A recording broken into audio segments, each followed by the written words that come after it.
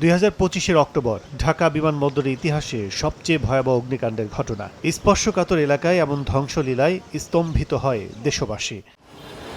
এ ঘটনায় শুধু তৈরি পোশাক খাতের ক্ষতি হয় আর্থিক মূল্যে প্রায় 102 কোটি টাকার, আর সামগ্রিক ক্ষতি প্রায় 12,000 কোটি টাকা। ঘটনার পর পেরিয়েছে 10 মাস। ক্ষতিগ্রস্ত ব্যবসায়ীরা কি আদৌ পেয়েছেন ক্ষতিপূরণ? কিছু কোম্পানি হয়তো বা ইন্স্যুরেন্স ক্লেম পেতে পারে, বা ম্যাক্সিমামই এগুলো পাওয়া যায় না আসলে, কারণ ছোট বিষয় তো। এখানে দেখা যায় $5,000, $10,000, $20,000 ইস্যু থাকে, যেগুলো শুধু আর্জেন্ট পণ্য। তো এই ছোটো ফিগার নিয়ে ইন্স্যুরেন্স ক্লেম করে তার পিছিয়ে ঘোরার থেকে অনেকে এটা করেও না। এবার আসা যাক আমদানি কার্গো ভিলেজের বর্তমান দৃশ্যপটে। এখনো দেয়ালে আগুনের কালো দাগ, পুড়ে যাওয়া ছাদ, ক্ষতিগ্রস্ত নানা উপকরণ দৃশ্যমান। অথচ সেই জায়গারই কিছু অংশ রং করে চলছে সব ধরনের কর্মযোগ্য। 18 অক্টোবরে ভয়াবহ অগ্নিকাণ্ডে কার্গো ওয়্যারহাউস পুড়ে ছাই হয়ে গেছে।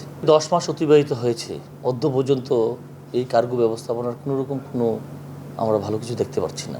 এদিকে গ্রাউন্ড হ্যান্ডলিং পরিচালনায় থাকা বাংলাদেশ বিমান জানিয়েছে, নিরাপদ কার্গো কমপ্লেক্সের জন্য চিঠি দেওয়া হয়েছে বেসামরিক বিমান চলাচল কর্তৃপক্ষকে।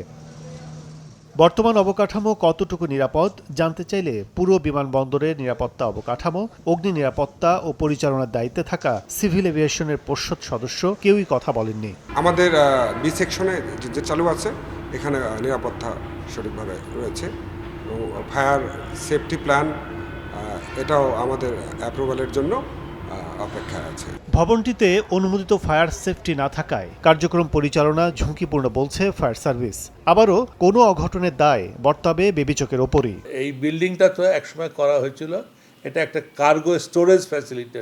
এইটা তো কার্গো ভিলেজ হিসেবে মানে গণ্য করা যায় না এটা, এবং কার্গো ভিলেজের যে ক্যারেক্টারিস্টিক্স থাকে সেই ক্যারেক্টারিস্টিক্সের কোনো কিছুই এখানে নাই। এটা একটা কার্গো গোডাউন হিসেবে করা হয়েছিল। যতক্ষণ না তারা ফুল ফ্লেজেড আপনার কার্গো কমপ্লেক্স তৈরি করছে, ততক্ষণ কিন্তু ঝুঁকি থেকেই যায়।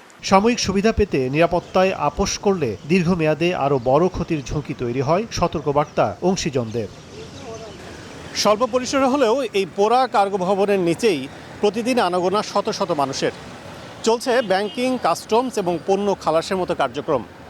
সংশ্লিষ্টরা মনে করেন, পরবর্তীতে যে কোনো ঘটনায় প্রাণহানির মতো ঘটনা পাশাপাশি প্রশ্নবিদ্ধ হতে পারে বাংলাদেশের এয়ার কার্গো ব্যবস্থাপনা নিয়ে।